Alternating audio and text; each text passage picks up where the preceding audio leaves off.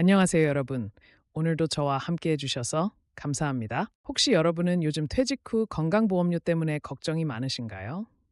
막연히 보험료가 몇 배로 오를까봐 불안하신가요? 오늘은 많은 은퇴 예정자분들이 가장 두려워하시는 건강보험료 폭탄의 진실과 완벽한 대응 전략에 대해 함께 알아보겠습니다. 이 영상을 끝까지 보시면 막연한 불안감에서 벗어나 건강보험료를 전략적으로 관리하는 방법을 완전히 이해하실 수 있을 겁니다. 끝까지 함께 해주시고 도움이 되셨다면 구독과 좋아요 꼭 부탁드려요. 혹시 이런 이야기 들어보셨나요? 7월부터 건강보험료가 일괄적으로 급등한다. 퇴직하면 보험료가 몇 배로 뛴다. 이런 말들 말이에요. 하지만 이는 사실과 다릅니다. 실제로 2025년도 건강보험료율은 2년 연속 동결되어 현행 7.09%를 그대로 유지합니다. 그렇다면 왜 많은 분들이 보험료 폭탄을 경험하실까요?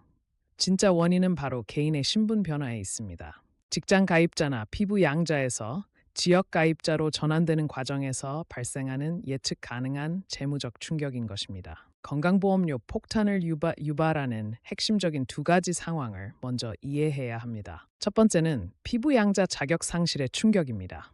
많은 분들이 직장 가입자인 자녀 밑에 피부 양자로 등록되어 보험료를 한 푼도 내지 않고 계십니다.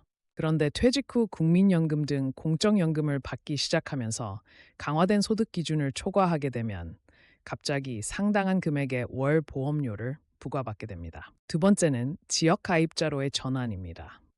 직장 가입자는 오직 월급에 대해서만 보험료를 내고 그나마 절반은 회사가 부담해 줍니다. 하지만 퇴직 후 지역 가입자가 되면 본인의 모든 소득과 보유 재산을 기준으로 산정된 보험료 전액을 스스로 납부해야 하므로 부담이 급증하는 것입니다. 중요한 것은 이것이 피할 수 없는 세금이 아니라 정확한 정보와 사전 계획을 통해 충분히 관리하고 통제할 수 있는 재무적 변수라는 점입니다. 건강보험료 부과 체계는 2022년 9월 대대적인 개편을 거쳤습니다. 이 변화를 이해하셔야 현재 상황을 정확히 파악할 수 있습니다. 개혁의 핵심 목표는 재산이나 자동차 같은 부가적 요소의 비중을 줄이고 실제 부담 능력을 나타내는 소득을 중심으로 보험료를 부과하는 것이었습니다. 지역 가입자에게 유리한 변화들이 많았습니다.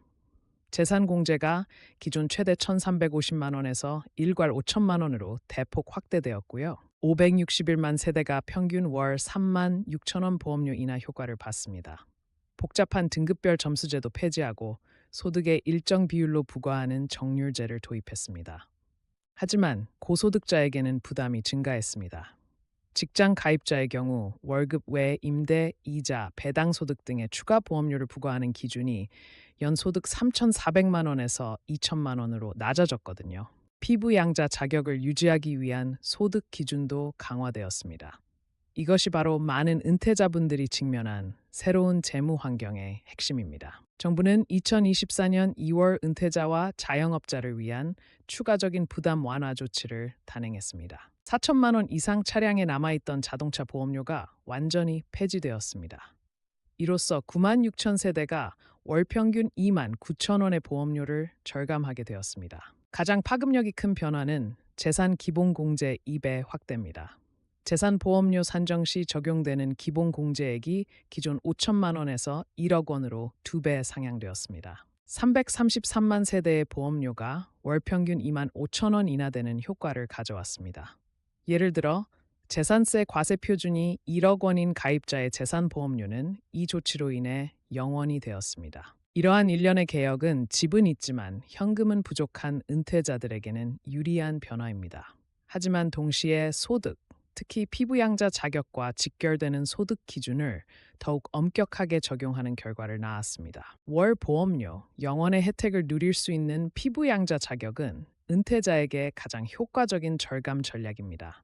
하지만 그 기준은 매우 엄격합니다. 부양, 소득, 재산의 세 가지 요건을 동시에 모두 충족해야만 자격이 유지됩니다. 부양 요건은 가족 관계입니다. 직장 가입자의 배우자, 직계 존속인 부모와 조부모, 직계 비속인 자녀와 손자녀 및 그 배우자는 기본적으로 대상이 됩니다. 소득 요건이 가장 중요합니다. 피부 양자로 등록될 사람의 연간 종합소득 합계액이 2천만 원 이하여야 합니다. 여기서 중요한 것은 무엇이 포함되고 제외되는지입니다. 국민연금, 공무원연금, 군인연금 등 모든 공적연금 수령액은 전액 포함됩니다. 이자소득, 배당소득, 사업소득, 근로소득, 기타 소득도 모두 포함되고요. 하지만 퇴직연금이나 개인연금에서 받는 사적연금은 제외됩니다. 부동산이나 주식 매각으로 발생한 양도소득, 비과세, 분리과세, 소득도 제외됩니다. 재산 요건은 다단계 기준입니다. 재산세 과세 표준 합의 5억 4천만 원 이하면 소득 요건만 충족하면 됩니다. 5억 4천만 원 초과 9억 원 이하인 경우 연간 소득이 1천만 원 이하여야 하고 9억 원 초과하면 소득이 없어도 피부양자 자격을 상실합니다. 이것이 바로 대부분의 은퇴자가 보험료 폭탄을 맞는 결정적 원인입니다. 공적연금과 사적연금의 차이점을 명확히 인지하고 소득 포트폴리오를 구성하는 것이 핵심 전략입니다. 지금까지 건강보험료 폭탄의 정체와 대응 전략들을 살펴봤습니다. 이제 가장 중요한 것은 실행입니다. 퇴직 예정자라면 먼저 이것들을 확인해 보세요. 퇴직 후 2개월 이내에 이미 계속가입과 지역가입자 보험료를 비교 계산해 보시고요. 가족 중 피부양자 자격을 유지할 수 있는 사람이 있는지 소득과 재산 기준을 정확히 확인하세요. 퇴직연금과 개인연금 수령 시기를 조정하여 연간 소득 2천만 원 기준을 관리할 수 있는지도 검토해 보시기 바랍니다. 이미 지역가입자라면 2024년 2월 시행된 재산 기본공제 1억 원 확대와 자동차 보험료 폐지 혜택이 정확히 적용되었는지 확인하세요. 최근 사업 부진 등으로 소득이 급감했다면 보험료 조정 신청 제도를 활용할 수 있는지 요건을 확인해 보시기 바랍니다. 앞으로 주목해야 할 정책 변화도 있습니다. 정부는 건강보험 제도를 지속적으로 개선하고 있거든요. 현재 3년간 24개 지역에서 시범 운영 중인 건강 인센티브제가 확대될 예정입니다.